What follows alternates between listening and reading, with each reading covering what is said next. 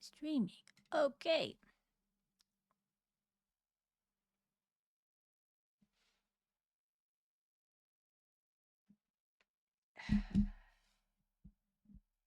All right. We got a new book. Got a new book going. Uh Seven Husbands of Evelyn Hugo. Isn't that nice? So, guess we'll get started.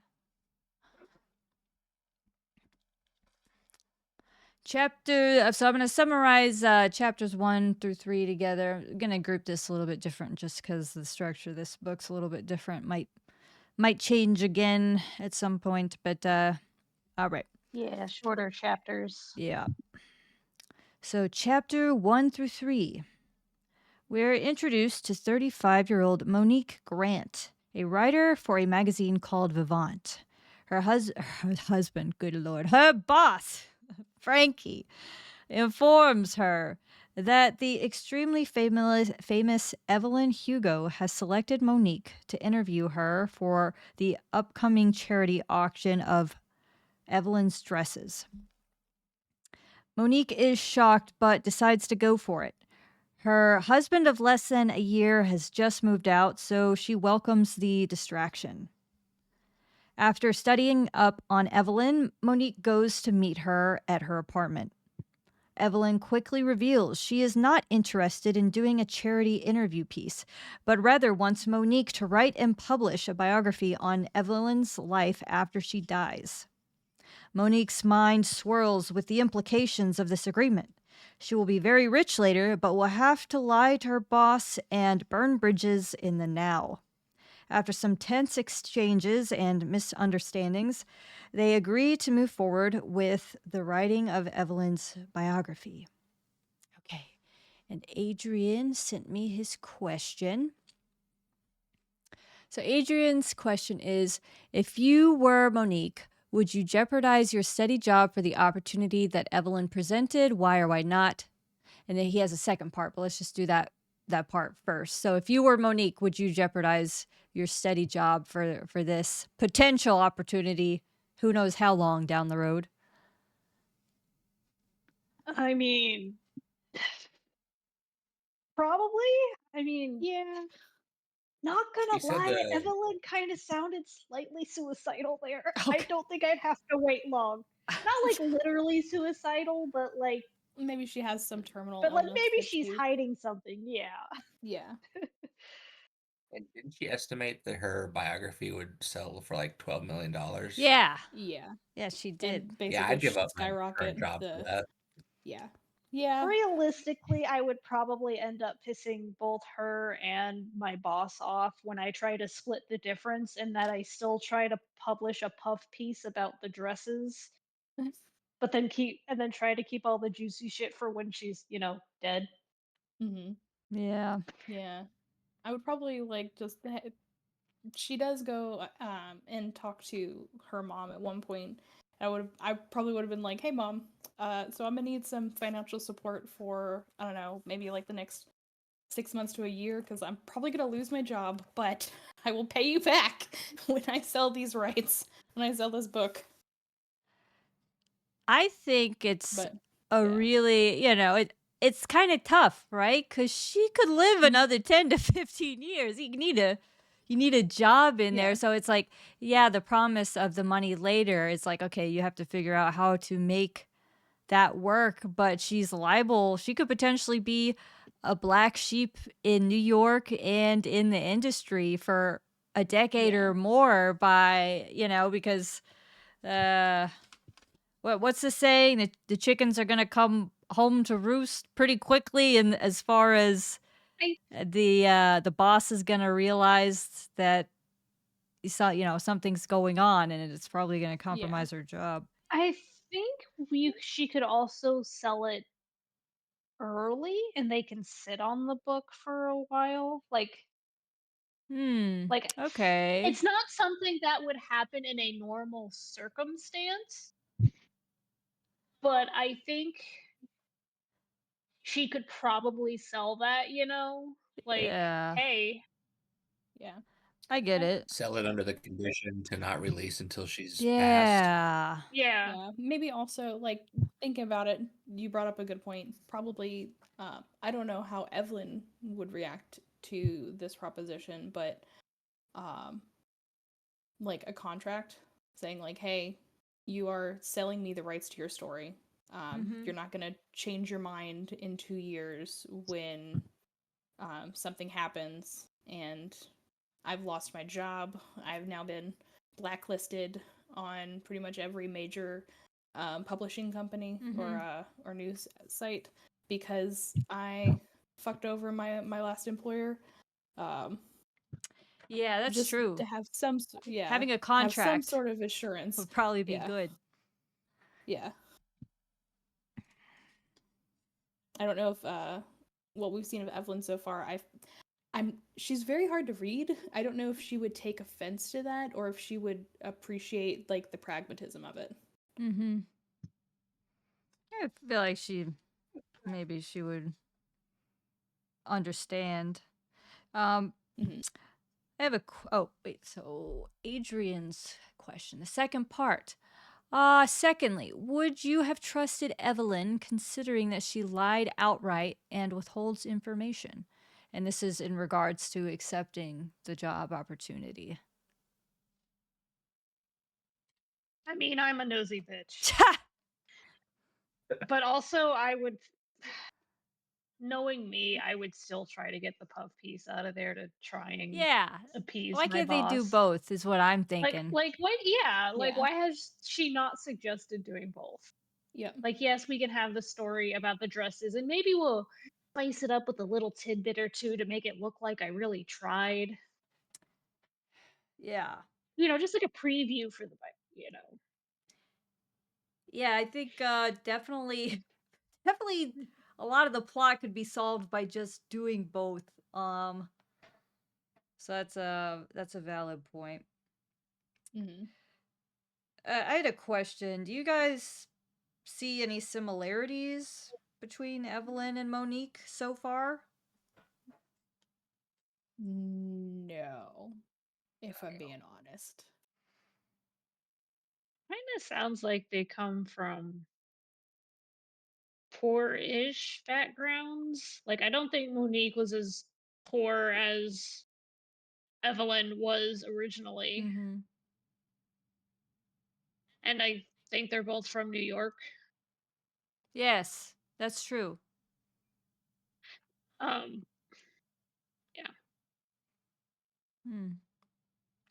And potentially they're, willing to lie or, do someone dirty to get what they're trying to get. Maybe that's something. The fact that Evelyn, I think it's Evelyn. Wait, has she mentioned? That might be in a later chapter where she mentions why she picked. Where she mentions picking Monique specifically because of a certain article that she wrote. I think they were her brainstorming boss. that. Yeah, I don't know that I think Evelyn it was said her it. and her boss. Yeah. Yeah, I think Frankie said that. Was it her editor or whatever? Frankie said that, but Evelyn vague liked her writing in general, I think. Yeah. So Evelyn probably read the article they were brainstorming about. So I feel like that's something that's going to come up later. Yeah, I would like to know that. Talk about being a nosy bitch. I want to know why. A celebrity offers me a tell-all. I'm not going to be able to say no. I don't care what celebrity it is. Yep. All right. Any other thoughts, comments, questions on chapters 1 through 3?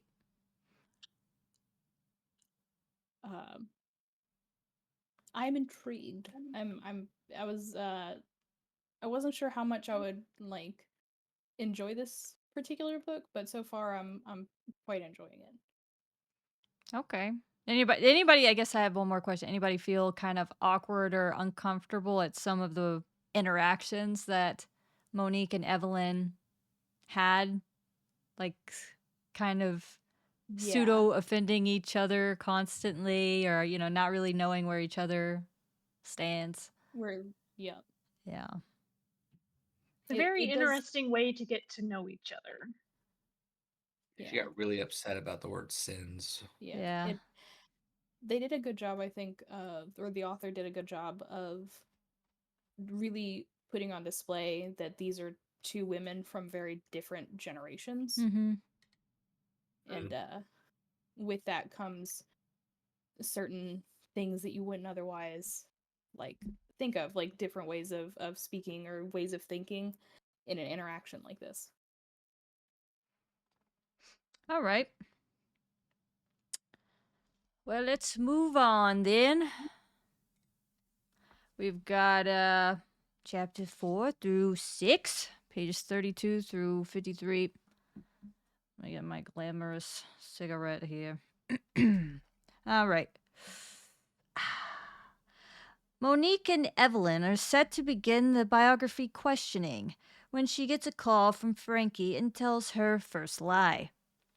Monique's first question to Evelyn was, who was the first love of Evelyn's life? And it caused Evelyn to shut down a bit. She says maybe she isn't fully ready to tell the truth yet, and that Monique should return Monday and she'll be ready then. Monday finally comes, and they start her story with her first husband, Ernie Diaz. Evelyn lost her mother young and was left in the care of her abusive father. At 13, she was already 5'8", heavily bosomed, and increasingly noticed by men. At first, she felt guilty for the spell she cast on men, but at some point accepted it and understood it and tried to use it for her own gain. She wanted to get out of Hell's Kitchen and heard a local, Ernie Diaz, was going to be working on a set in Hollywood. She made it so they met, and he was smitten. It wasn't long until they were married, her at 15, and headed west. When she was supposed to be finishing high school, she would instead go to a popular local cafe with hopes of being scouted. Eventually, the owner got tired of her loitering and offered her a job. 4 months later, she was scouted by Harry Cameron. She starts taking acting classes and starts getting small parts. She aims higher and higher. She uses her sexuality and underagedness to catch the attention of Ari Sullivan, an important producer. After a role she didn't get, had the starring actress flop, she said, I would have knocked it out of the park. And Harry Cameron says, okay, you win. She gets restyled, works on her accent, loses weight, and has her backstory rewritten to be more palatable. She chooses the name Evelyn Hugo for herself, leaving Evelyn Diaz behind. Harry and Sullivan want Evelyn to start being seen on dates around town with other starlets, and they all decide she should get divorced from Ernie. Ernie was very sad but amicable. He later was remarried and had 8 children. All right. Amarillo, what is your question? So I was really interested to hear and have your all's thoughts about um in her situation, would you have been able to do what she did? Or like do you look down on her for using Ernie that way? Or do you think it was just a um like if she didn't do this then she was gonna be stuck there forever? Hmm. My question was pretty much the same as that. Like I was wondering, how do you guys view like what Amarillo is talking about with an empathetic light versus a harsh light? Yeah. I don't blame her. My mother and my aunt essentially did the same thing to get out of Oklahoma, except their husbands were actually nice, I guess. I don't know, they're still married, I guess they like each other. I don't think I'd be able to do it myself. I'm a little bit of a coward and I would be afraid of it going wrong. And that's a long way to be from home. I guess she was just But I get enough, it. desperate enough Yeah. to do whatever it took to secure, her life and to get out of that town, get away from her father. Yeah. She's very lucky, and she's not the first person to do that, and she's definitely not the last.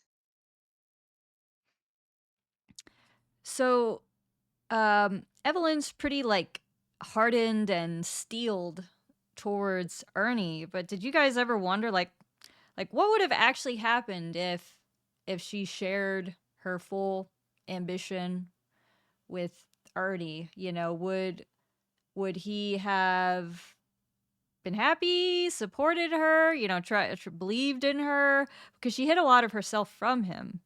Um Hmm. or was being with Ernie long term just never even in the picture for her mentally, I wonder. But yeah, what do you I don't know if she ever. Oh, Yeah, go ahead. go ahead. I was just going to say, so the question being, what do you guys think would have happened if she had told Ernie like the full extent of her ambition?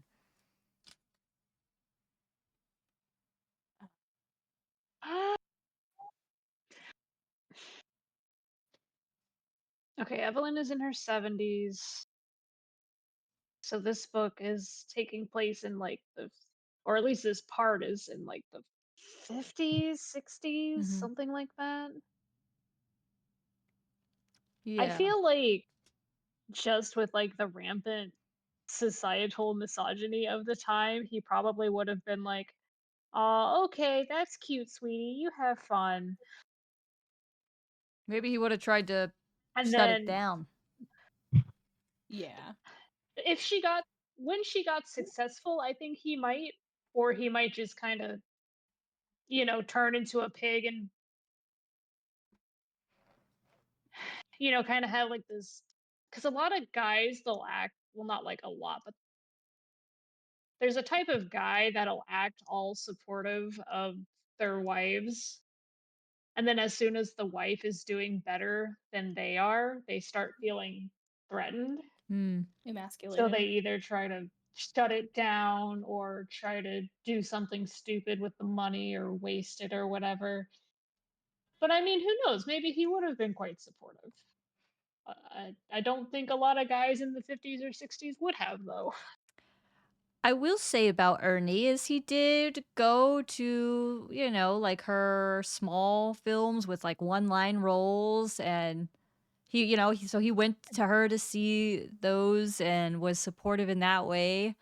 Um, but maybe, you know, maybe for Evelyn's ultimate ambition, she needed a husband that she perceived to be like more powerful than herself, at least in terms of like fame and acting stuff. And Hmm. and so because she didn't share that with Ernie, maybe she never really, you know, Yeah, I considered don't him. think she really considered him endgame. Yeah. I think maybe if it was still advantageous, she wouldn't mind being married to him, but I feel like Ernie was just kind of destined to be a stepping stone. yeah, poor Unfortunately, Ernie. yeah. Yeah, poor man's. Yeah. I don't think there was any like active like malicious intent behind her actions, but the Mhm. fact that it was done like effortlessly on her part, at least the way it read to me, I think that makes it worse Mhm. somehow. Very cold, calculated. Yeah, exactly. Which I understand having like being in the position that she's in, not really having like it's either this or I never get these chances again. Uh-huh. And that's a difficult place to be in. It's not a place that I would ever want to be in. That doesn't mean it didn't hurt, you know? Like Yeah. I think of Ernie, and when I was reading through this I couldn't help but think of, have you all seen the musical Chicago? I haven't. Okay, well, one, you should. It's a great movie. um, and two, there's a character in there. I don't want to spoil anything that like reminded me so much of Ernie with like small town. He just like he has very low ambitions outside of Hello, get a wife, Adrian. live. Hello. He lives. Huzzah! Um, but like live have a decent enough income so that he can support a family. But like no dreams of stardom, no dreams of like anything outside of like what his family did, like his father did before him. Hmm. Yeah, I could see that.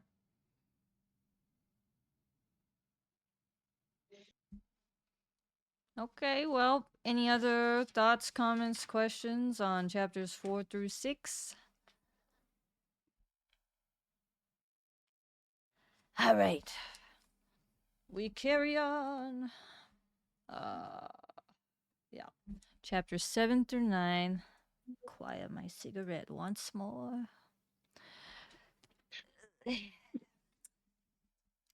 So, chapter 7 through 9, pages 54 through 70.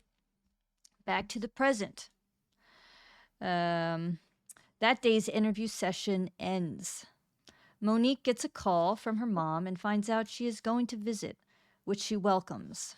She also tells her mom about the situation of writing Evelyn's biography secretly. The interview continues on to Evelyn's second husband, Don Adler. She's going on publicity dates with various other young stars, but nothing is clicking until she meets Don Adler. He brings her flowers and then takes her to a hot club in town, Macombo. They get to know each other, dance, and have a lot of fun. By the end of the night, they're both eager to see each other again. Don commits to canceling a date he has with someone else in order to take her out again. Evelyn's first movie, called Father and Daughter, ended up being a big hit. They start on another with a similar plot and cast called Next Door. Don was in a movie shooting nearby and often visited Evelyn. Evelyn's friendship with Harry continues to develop platonically, and he encourages her to be serious about Don, and she is. The night of Don's premiere, called Big Trouble, he proposes in front of everyone. Okay, Jesse, what is your question? My question for these little couple chapters, ignoring what we eventually kind of learn about Don, what were your all's initial impressions of him? Good match. I kept trying. I kept trying to figure out what like actor that the author's trying to base him off of. Because I feel like he sounds kind of familiar, but I'm also not familiar with Like old you know, Hollywood. old Hollywood. Hmm. I had to take a guess. Ike Turner. Hmm. Ike Turner. Let me That's a look him. joke. Oh, fuck. Yeah, No. we just need to Tina get You look this Turner. man up real quick. Yeah. What's going on with this guy? But no, I my initial impressions of him were like Toaster said, a good match. Seems like a charming guy with similar ambitions to Evelyn, so matching in that way. But Those kind of boy make you howdy, wonder what happens when the book is literally titled Seven Husbands and he's number 2. Yeah. Mhm. Yeah, I kind of got a too good to be true vibe. Yeah. Like I had a Yeah. sense that at some point something was gonna drop. Like a little Obviously, him manic. being the Well, second husband, but Yeah. manic. I mean, Yeah, that's a good way to describe it. the title of the chapter was pretty Yeah. damning. Also, Yeah. That too. Damn Yeah. Don Adler. So I had a question. What do you guys think of him showing her the ring first to make sure she would say yes? I mean, he that's was a how you're smart supposed to man. propose. You need to know that they're going to say yes first. Well, I mean, maybe. But were you saying him? I mean, sorry. Oh, you're good. Just I can understand the thought process behind it. Like, could you imagine if like the headlines if he proposed and she said no? But people do it. They do it every day, though. I felt like it was a Yeah, but it's a little higher stakes for him, you know? maybe, but I feel like it was a good example of his kind of insecurity and fragility that he was not willing to. Jeopardize Yeah, that. and maybe, he wasn't quite as sure of her. I can see that. Yeah. But yeah, I thought that dynamic, the way that that played out was interesting, and he like shows it to her, and almost like to make himself feel secure, he kind of ruined the moment and the surprise for her in order to make sure that he was going to be okay, Yeah. because she was kind I of can mad at understand that. first. Yeah. Yeah, Yeah, I because he's like, mean, "Oh, I'm not yeah. proposing right now." It's like, "I'm sorry, what?" As a modern woman, I'm actually kind of for like, I feel like you should know if she's gonna say yes before you propose.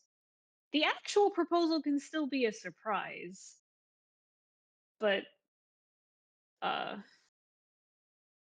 yeah, He I'm kinda on Don's side for this one, crammed it all honestly. into one, I guess, of, like, instead of being like, "Hey," a few weeks prior, "Hey, I just wanna know, I'm really serious about you, I'm strongly considering our future right now."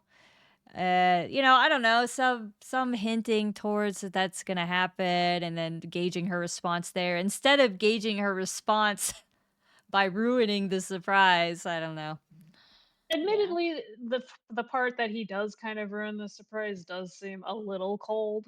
Mhm. When he just like pretty woman's her by closing it shut and saying, "I'm not marrying you." Yeah. Yeah, it's like, "Ah, what?" And he's like, "Oh, well, at Yeah. least not right now. It's, later. I'm gonna propose later in front of everyone so they can give me attention." Yeah. Yeah. Yeah.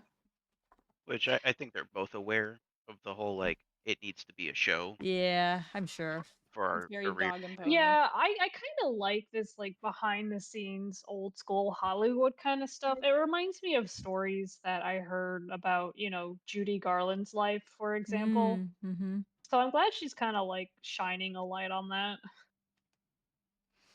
I mean, I don't know how true any of it is, but I think deep down a lot we all know that on some level a lot of this, especially like relationships and stuff, are fabricated, like even Oh, still yeah, today. I'm sure. Yeah. Oh yeah. Okay, any other thoughts, comments, questions on chapters 7 through 9? I have a question. Okay.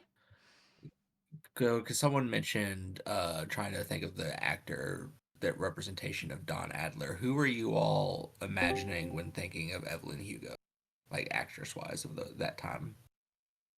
Mhm.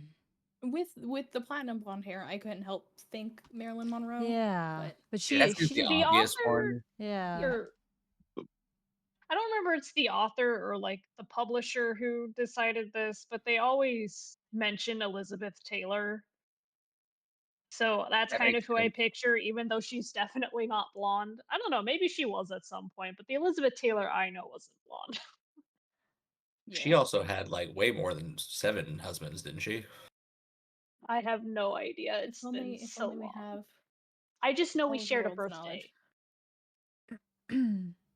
It says so. The Google machine says that Reid is said to have loosely based the character of Evelyn Hugo on Elizabeth Taylor, who married 7 different men, Ava Gardner, who revealed secrets about her past to British journalist and eventually biographer Peter Evans, and Rita Hayworth, who had a Spanish background but was convinced to change her name and other things about her to be famous.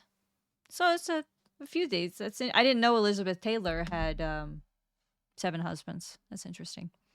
Yeah, I remember I looked up Elizabeth Taylor a long time ago. I think I was just curious because she like died or whatever. Hmm. But now I don't remember any of it. I just remember that being used in like the promotional material for this book. Gotcha.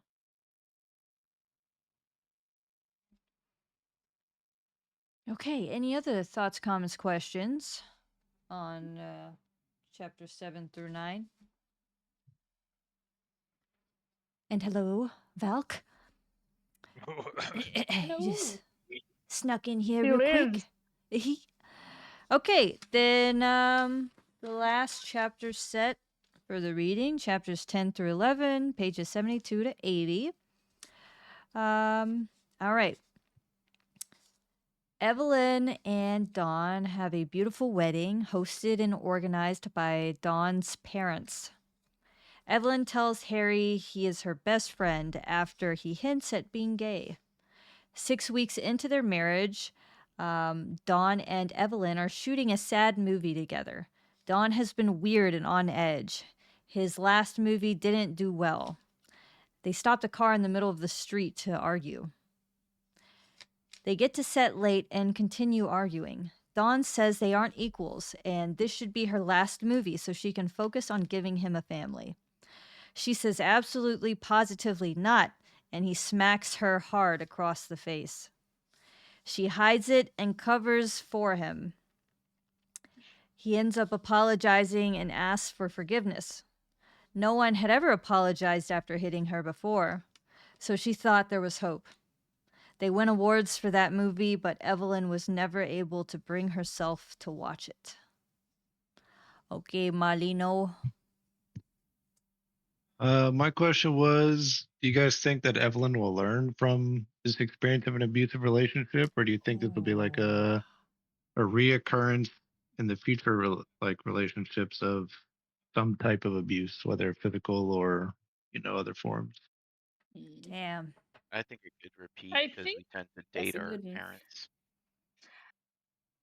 I think she'll learn how to defend herself better, but just given the time frame these relationships are happening in and the general vibes of the time and how many husbands she has, he's probably not the only one. Yeah. And she has a choice, but on some level she doesn't have the choice because she wants to play the game, so she's gonna. Hmm.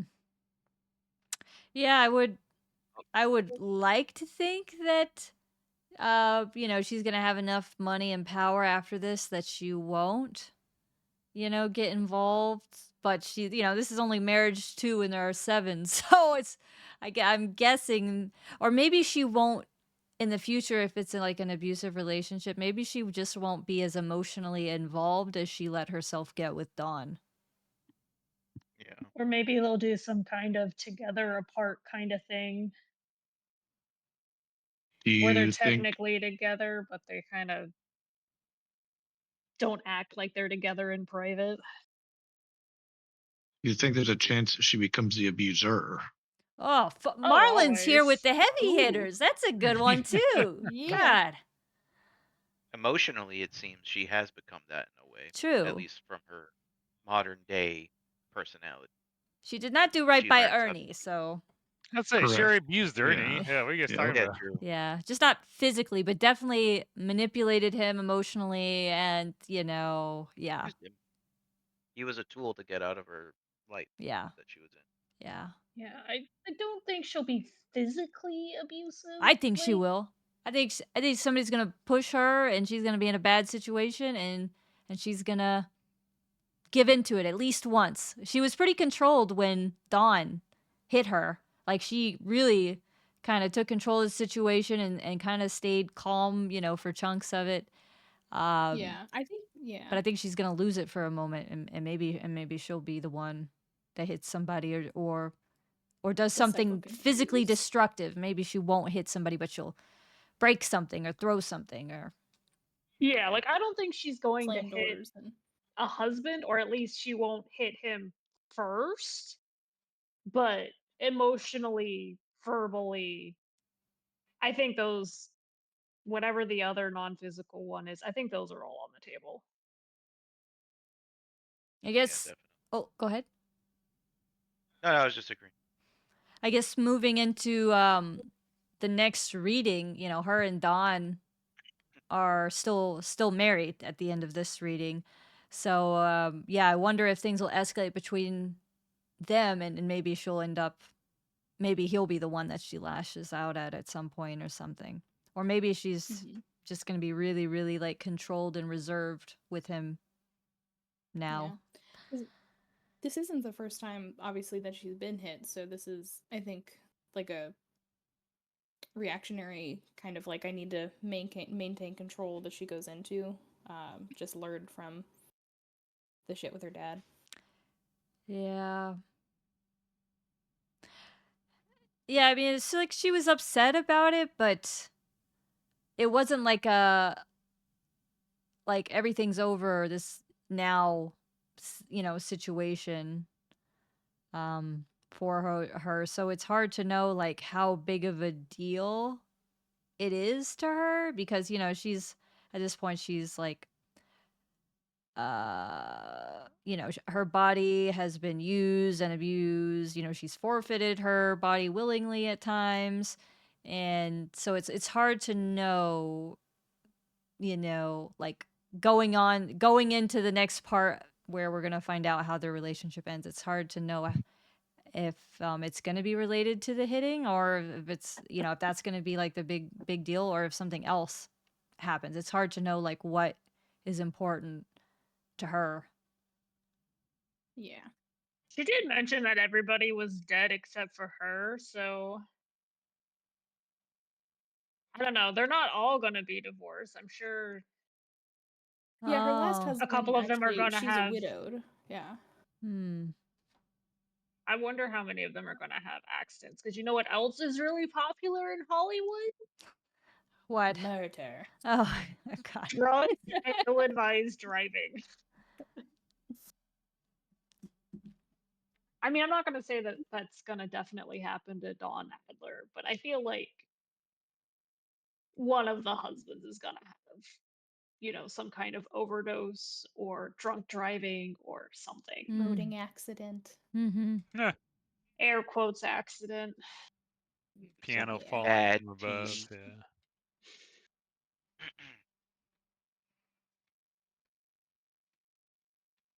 Yeah. Yeah, I'm yeah.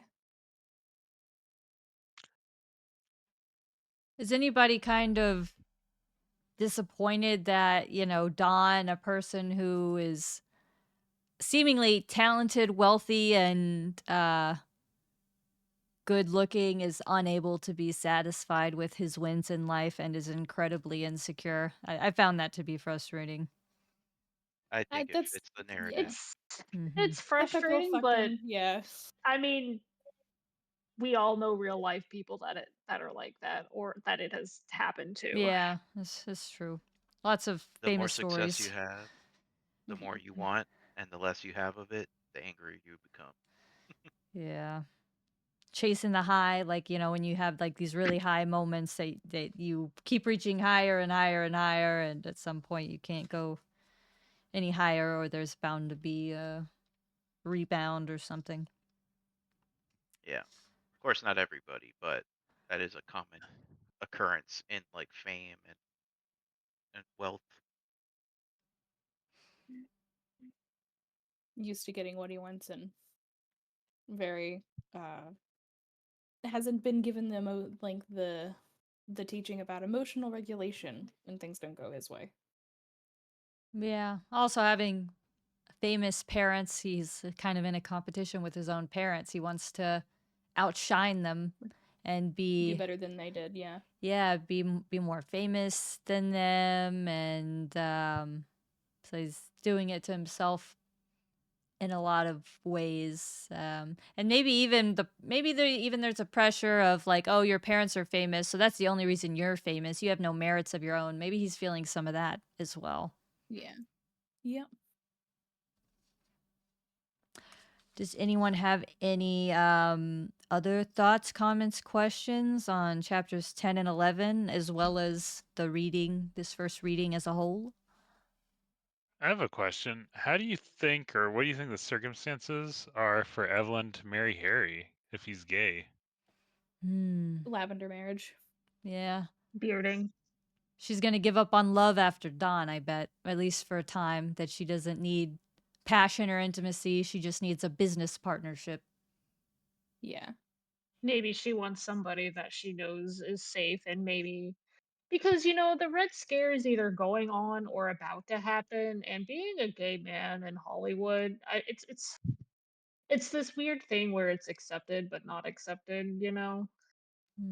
It's accepted, So but he don't talk probably about needs it. a beard. She probably needs somebody she knows isn't going to hit her. Huh.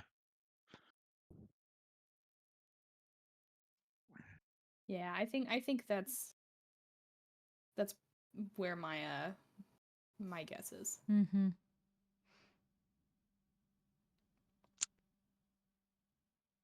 Any other thoughts, comments, questions on the reading as a whole?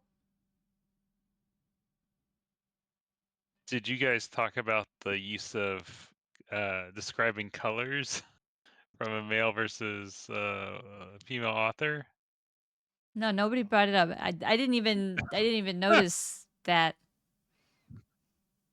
I was joking to Mikkel last night we were reading. I was just like the description of colors and the word choices. I was like, like how exactly is this color blue or slate gray or what does this exactly look like? And just thinking back to Project Hail Mary, he just described it as splotchiness for some of his colors. So just the contrast between the descriptive, vibrant colors described here versus, and the other. But I just thought it was a stark contrast. So Also, cold, her sterile sapphire-colored dress. I mean, space as well. Not very Yeah, colorful. I think it's yeah. it's Go just a ahead. way to, I think, well, it's world building in a way. Color is not super important to what they were doing on Project Hail Mary, whereas Hollywood definitely has this glitzy and glam reputation, so being more descriptive with the colors just makes sense. Yeah. Yeah, I was telling Geraint that I think the men folk had already been through this with Daddy LaRue, or at least as far as Adrian and Marlon. So it's they had their, I think they had their whiplash as far as very descriptive literature from that one. Didn't seem too bad. I didn't pick up on it that much, to be honest. Yeah. It being too descriptive or overly descriptive. So Okay. sorry, BRB. Oh, no worries. Any other thoughts, comments, questions on the reading?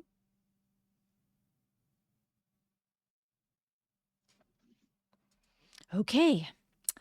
For next week, we have pages 81 through 163. So that'll be completing chapter 25. For the questions, next week, Amarillo will have chapters 12 through 15. Marvelous will have chapters 16 through 19. Valk will have chapters 20 through 23, and Marlino will have chapters 24 through 25. And I will post this in the book chat. Also, be aware next week, book club is a day early. That's the only thing. It's just a day early. So On Tuesday? yeah, so just be mindful of that. You just wanted to have book club on April Fool's Day. I never said that, and no one ever said that ever before, especially not now. Here's, okay, I'm posting it. Put a tag on it. Oh, actually, I don't know if you guys like to track your reading on like Goodreads or Storygraph, but I put this book in and I was looking at the tags. And given the name of the book and given what a couple of the tags were, I kind of feel like they were a little bit of a spoiler. Oh, So maybe wait if you're the type to log. okay. All right. Well, GB, we continue on till next week. Hi.